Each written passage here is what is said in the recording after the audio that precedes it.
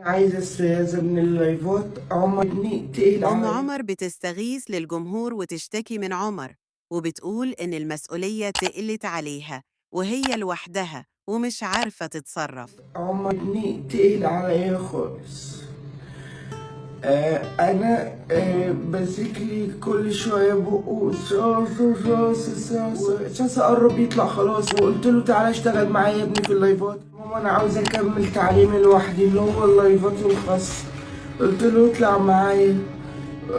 احنا أم عمر طلبت منه يطلع معاها في لايفات التيك توك لأنه بقى بياكل كتير ومش عارفة تعمل إيه، فمصاريف نازل أكل كرون بولانشون لحد ما عماها.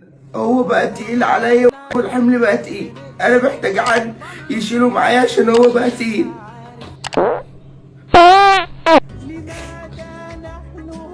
لا تنسوا الدعم لتقديم الأفضل. شكرا لكم، سبسكرايب ولايك.